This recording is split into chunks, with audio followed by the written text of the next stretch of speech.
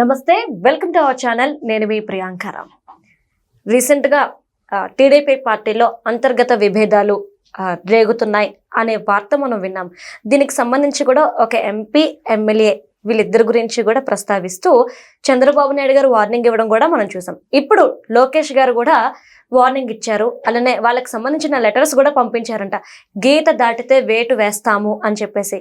అసలు ఎందుకు ఇంత సీరియస్ అవుతున్నారు, అలానే నిజంగా ఎలాంటి చర్యలు తీసుకోబోతున్నారు అనేది ఈ వీడియోలో తెలుసుకుందాం. దీనికి సంబంధించి మనతో మాట్లాడడానికి ప్రముఖ పొలిటికల్ అనలిస్ట్ అప్పసాని రాజేష్ గారు ఉన్నారు. ఆయన అడిగి తెలుసుకుందాం. నమస్కారం సార్. నమస్కారం. సార్, చంద్రబాబు నాయుడు గారు సీరియస్ అయ్యారు అంటే ఓకే, అంతటి వరకు అందరూ ఒప్పుకున్నారు. ఇప్పుడు లోకేష్ గారు కూడా సీరియస్ అయ్యారు ఎంపీ ఎమ్మెల్యేల మీద. ఏంటంటే గీత దాటారు అంటే ఖచ్చితంగా మేము వేటు వేసి తీరుతాము అని. ఎందుకు ఇంత స్ట్రాంగ్ డెసిషన్స్ తీసుకున్నారు, ఎందుకు ఇంత సీరియస్ అవుతున్నారు? అంటే ఇవాళ వాస్తవంగా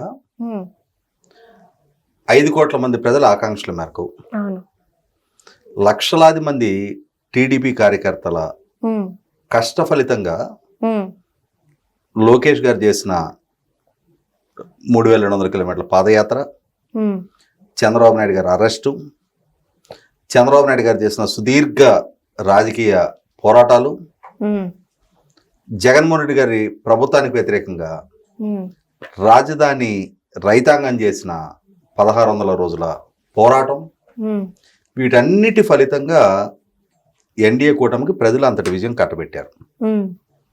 అంటే జగన్మోహన్ రెడ్డి విధ్వంస పాలన, 5 సంవత్సరాల జగన్మోహన్ రెడ్డి పరిపాలనలో ఒక్కొక్క వర్గాన్ని లక్ష్యంగా చేసుకుని అతని పాలనా హయాంలో ఆ వర్గాలకు ఎదురైన వేధింపులు, వీటన్నిటి నేపథ్యంలో 2019లో 150 స్థానాలతో అధికారం కట్టబెట్టిన జగన్మోహన్ రెడ్డిని 2024 ఎన్నికల్లో 11 స్థానాలకు ప్రజలు పరిమితం చేశారు. ఇవాళ ఎన్డీఏ కూటమి విజయం వెనక ఇన్ని ఫ్యాక్టర్స్ పనిచేసినాయి. ఈ విజయాన్ని దక్కించుకున్న తెలుగుదేశం పార్టీ శాసనసభ్యులు కొందరు, ముఖ్యంగా ఇప్పుడు నెగ్గిన 175 మంది శాసనసభ్యుల్లో 87 మంది తొలి దఫా శాసనసభకి ఎన్నికైన, మొట్టమొదటిసారి శాసనసభకి ఎన్నికైన కొత్త తరం ఎమ్మెల్యేలు.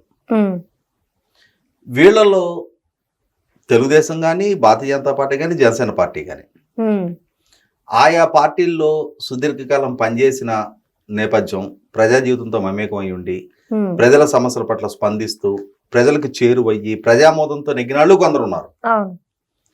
కొందరు అప్పటికప్పుడు ఇన్స్టెంట్ కాఫీ లాగా ఇన్స్టెంట్గా తయారైన నాయకులు కొంతమంది ఉన్నారు. ఒక సంవత్సరంన్నర క్రితం నుంచి వాళ్ళకి ఏదో రంగంలో సంపాదించిన డబ్బులు పుష్కలంగా ఉన్నాయి కాబట్టి, లేదు ఇంకేదో వేరే రకమైన పేరు ప్రఖ్యాతులు ఉన్నాయి కాబట్టి అని చెప్పని వాళ్ళకి అప్పటికప్పుడు అవకాశాలు ఇస్తే, ఆ అవకాశాలను కూడా ఆయా పార్టీలు ఇచ్చిన అవకాశాలని ఆ పార్టీకి ఓటేస్తున్నాం అన్న భావంతో అక్కడ స్థానికంగా ఉన్న ప్రజలు ఎవరికి టికెట్ ఇస్తే వాళ్ళని గెలిపించారు. నాలాంటి వాళ్ళం కూడా సంవత్సరం క్రితం నుంచి చెప్తుండేవాళ్ళం, 2024 ఎన్నికల్లో ఎవరికి బీఫామ్ దక్కితే వాళ్ళ అదృష్టవంతులే అని చెప్పేవాళ్ళం. మరి వాళ్ళ ఎన్డీఏ కూటమి తరఫున 175 మందికి బీఫామ్స్ ఇస్తే కేవలం 11 మంది ఓడిపోయారు, 164 మంది నెగ్గారు.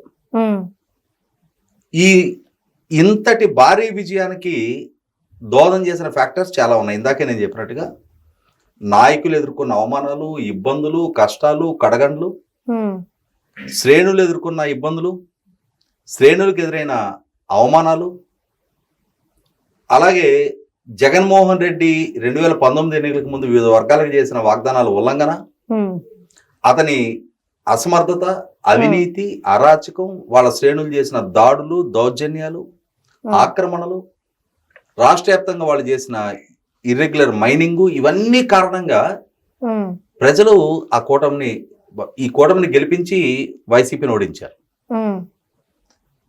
ఇన్ని ఫ్యాక్టర్స్ ఈ గెలుపుకు దోహదం చేస్తే కొత్తగా అవకాశాలు దక్కించుకొని పెద్దగా కష్టపడకుండా, ప్రజా జీవితంలో చాలా సంవత్సరాల పాటు నేపథ్యం లేకపోయినా, పెద్దగా ప్రజా జీవితంలో త్యాగాలు చేయకపోయినా సునాయాసంగా అవకాశాలు దక్కించుకొని ఈ గెలుపు దక్కించుకున్న శాసనసభ్యులు ఉన్నారు కదా, వాళ్ళు కొంతమంది ఇది మా ఘనత అని ఫీల్ అవుతా ఉన్నారు.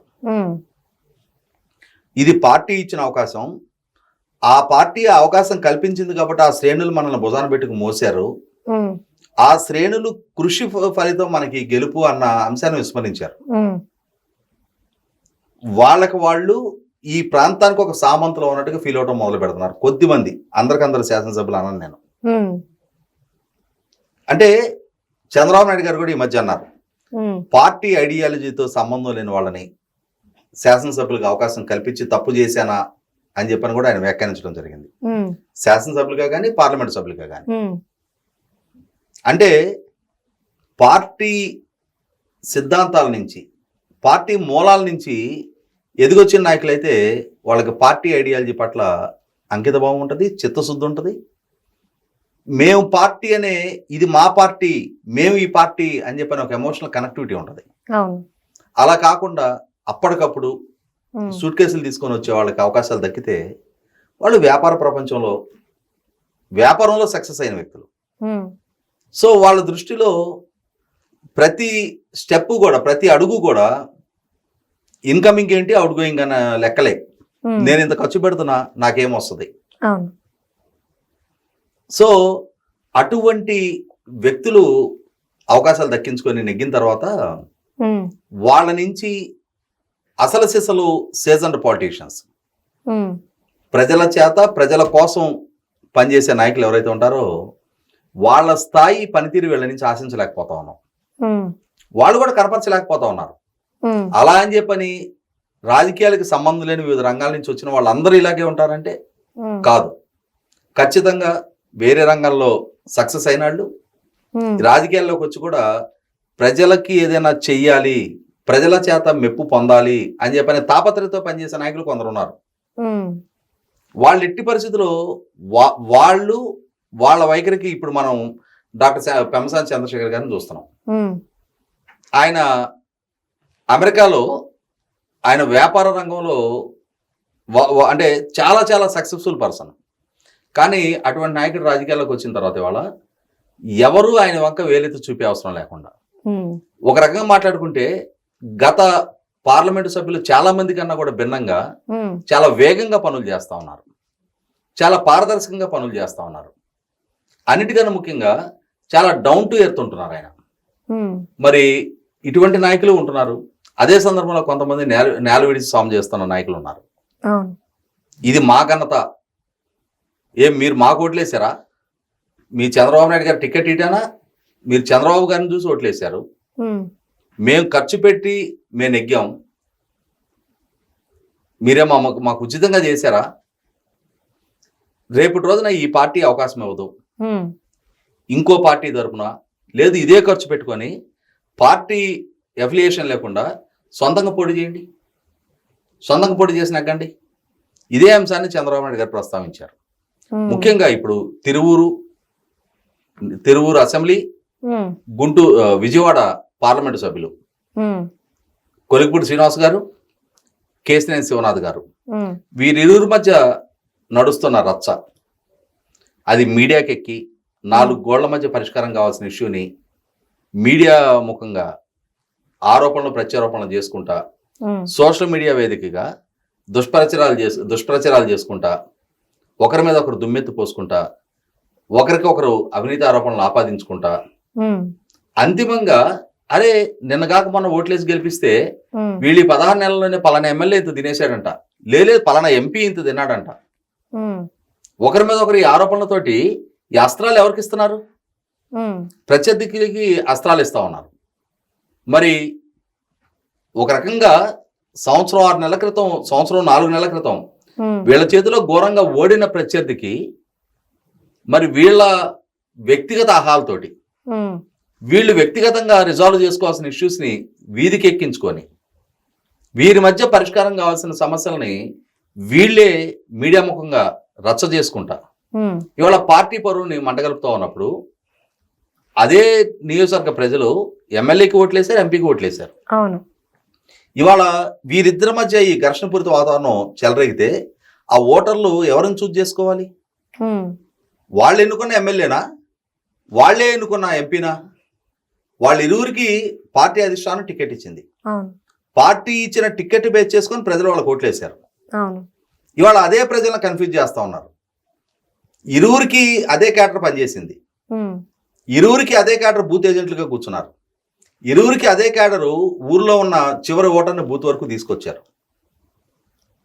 ఇదే క్యాడరు జగన్మోహన్ రెడ్డి హయాంలో నాడు జగన్మోహన్ రెడ్డికి వ్యతిరేకంగా పోరాడారు. కేసినేని చిన్ని గారైనా కొలిపూడి శ్రీనివాస్ గారైనా ఈ ఎన్నికతో ఆ నియోజకవర్గంలో అడుగుపెట్టారు. కానీ ఆ నియోజకవర్గ ఓటర్లు, ఆ శ్రేణులు వాళ్ళు అక్కడ తెలుగుదేశం పార్టీకి దశాబ్దాల తరబడి లాయల్గా ఉన్నారు. ఇవాళ వాళ్ళ అభిప్రాయాలను పరిగణలోకి తీసుకోకుండా మా మధ్య చెలరేగిన ఈ వివాదం కారణంగా మీరు మా మధ్య ఎవరిని ఎంపిక చేసుకుంటారో మీరే చూజ్ చేసుకోండి అని చెప్పని సోషల్ మీడియా వేదికగా పలానా పోస్టు పలానా ఆయన అమ్ముకున్నాడు, పలానా నాయకుడు అవినీతిపరుడు. ఇక్కడ ఆ నియోజకవర్గం ఎప్పటి నుంచో ఉంది, అక్కడ ప్రజలు ఎక్కడి నుంచో ఉన్నారు. అక్కడ ఇరువురు కొత్త, మీరు కొత్తగా అక్కడికి అడుగు పెట్టారు. ఆ అడుగుపెట్టి మీ మధ్య సామరస్యపూర్వకంగా పరిష్కరించుకోవాల్సిన ఇష్యూస్ని పరిష్కరించుకోక అది వీధికి ఎక్కించి రచ్చ చేసుకుంటా అంతిమంగా పార్టీ ప్రతిష్ట మంటగలుపుతా ఉన్నారు. మీరు చేసుకుంటున్న విమర్శల పర్యవసానం ప్రత్యర్థులకి అవి అస్త్రాలుగా మలుచుతున్నారు మీరే. ఈ నేపథ్యంలో మరి పార్టీ అధిష్టానం సీరియస్ కాకుండా ఎలా ఉంటుంది? ఇవాళ మీడియాలో ఇవే చర్చనీయాంశం అవుతా ఉన్నప్పుడు, సోషల్ మీడియా వేదికగా ఈ ఆరోపణలు ప్రత్యారోపణలు చర్చనీయాంశంగా మారుతా ఉన్నప్పుడు 100% పార్టీ అధిష్టానం ఇష్యూలో సీరియస్ అవుద్ది. సీరియస్ అయ్యే ఈ రోజు క్రమశిక్షణా సంఘం ముందుకి ఇరువురు నాయకుల్ని హాజరు కమ్మన్నారు. హాజరు అయిన నిమిషాన వీళ్ళు ఇచ్చే వివరణ, అదే సందర్భంలో పార్టీ అధిష్టానం నుంచి వచ్చే సూచనలు, వీళ్ళు ఇచ్చే వివరణ సహేతుకంగా అనిపించాలి. అదే సందర్భంలో పార్టీ అధిష్టానం నుంచి వచ్చే సూచనలు ఇక్కడతోటి వివాదాలు స్వస్తి చెప్పండి. పార్టీ అధినేతే సుప్రీం, పార్టీ అధిష్టానం తీసుకునే నిర్ణయానికి కట్టుబడి వ్యవహరించాలి. మీరేదైనా అంతర్గత సమస్యలుంటే పార్టీ అధిష్టానం దృష్టికి తీసుకొచ్చి ఇక్కడ పరిష్కారం చేసుకోవాలి. మీరు మీడియా ముఖంగా ఈ రచ్చ చేసుకోవడం అనేది ఎట్టి పరిస్థితుల్లో వాంఛనీయం కాదు అని చెప్పనే చెప్తారు. అలా చెప్పిన సూచనలకి సలహాలకి తలొగ్గి ఈ వివాదాలని ముగిస్తారా, లేదు ఈ వివాదాలను ఇలాగే కొనసాగిస్తారా అనేది ఖచ్చితంగా వేచి చూడాలి. 100% ఇదే వైఖరి కనుక కొనసాగిస్తే పార్టీ నుంచి వాళ్ళ మీద వేటు పట్టం ఖాయం.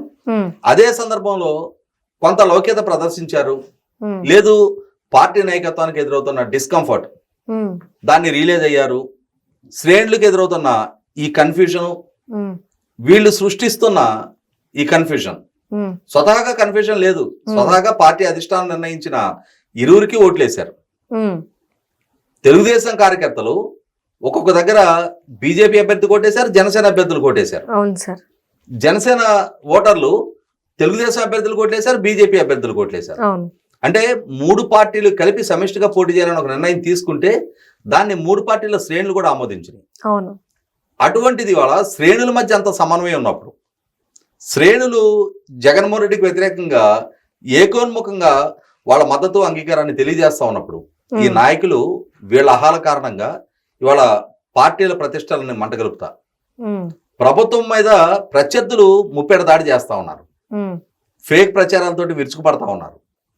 అటువంటి ప్రభుత్వానికి అండగా నిలవాల్సిన దగ్గర అటువంటి పార్టీలో అంతర్గత సంక్షోభాలు తలెత్తకుండా చూసుకోవాల్సిన స్థాయిలో ఉన్న నాయకులే ఈ విధంగా వ్యవహరిస్తూ పార్టీకి చికాకులు రప్పిస్తున్న నేపథ్యంలో మనకు ఈ కంట్లో నలుసు, పంటి కింద రాయి, కాల్లో ముళ్ళు, చెప్పులో రాయి అంటారు.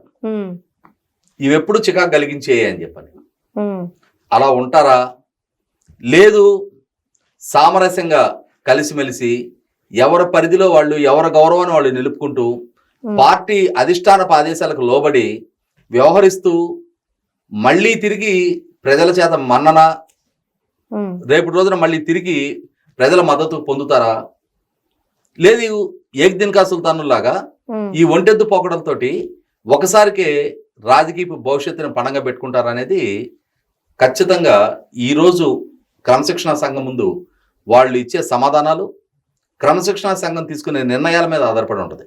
Okay, right. Thank you so much sir.